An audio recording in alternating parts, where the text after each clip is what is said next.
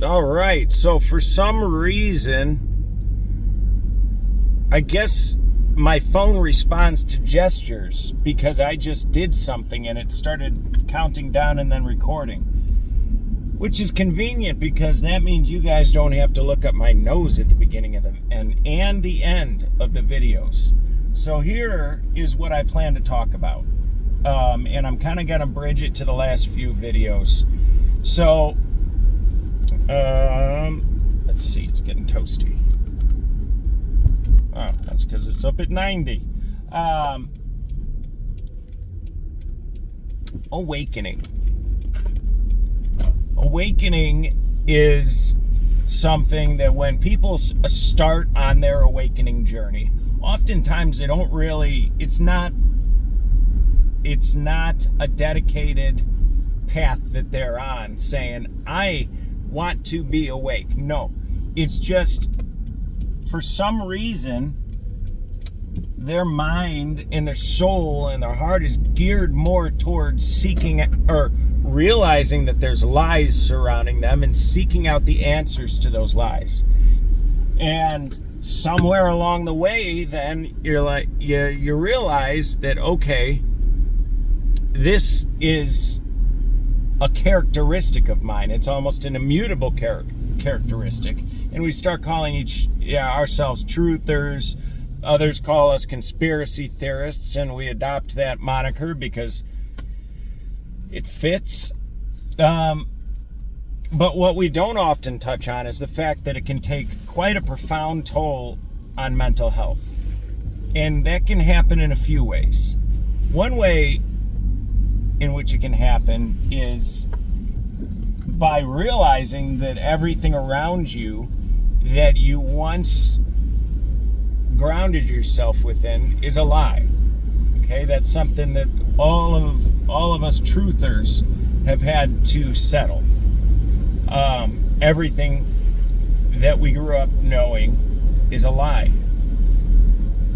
I believe there's more than a few of us that have kind of always known that it's all a lie, even if we forgot along the way. And that kind of makes it a little easier. It did for me, at least. Let me know about yourself. And another way it can affect mental health is by feeding the ego. Whereas I'd say the ultimate goal, if there is one, to seeking truth would be complete ego death and gnosis. You can't have an ego and gnosis that live together. That doesn't work. Some truth is just unpleasant.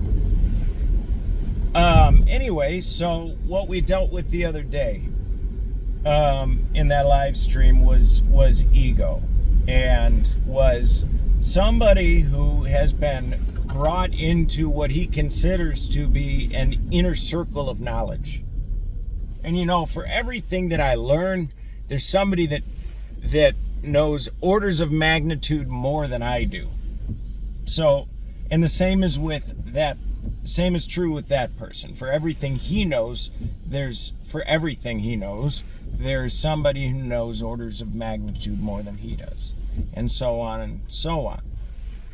There's nobody that can know everything, and yet there's always somebody that knows more than you. So what can happen is when you find yourself amongst a group of friends who are less, quote unquote, enlightened than you are, less knowledgeable, less informed than you are about a particular subject, it can lead to a blooming ego. And I guess that's the trap there, isn't it? Because as the ego grows, the soul shrivels. And then are you actually enlightened at all? If your entire basis of knowledge and enlightenment is contingent upon such a fragile ego.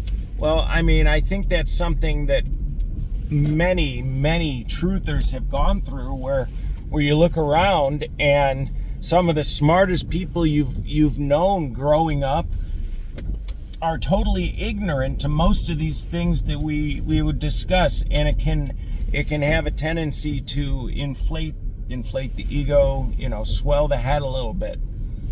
And really, it just takes knowing oneself. You need to be comfortable with yourself. The goal to competition is don't compete with everybody else. Compete with yourself. Because if you compete with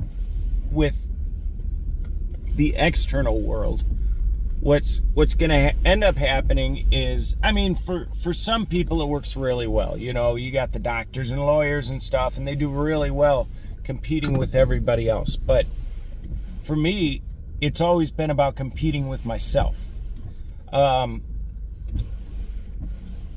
That's a good way to keep the ego down, because if you compete with yourself, then it always keeps you in check, because you always have to be admitting that there's room to grow. So, for instance, I want to be better tomorrow than I was today. I'm competing with myself, which means that in order to succeed at that, I need to be able to admit what I was doing wrong today and thus do better tomorrow. So, golly, I guess just kind of a self-help video, a little 7-minute. Have a great day.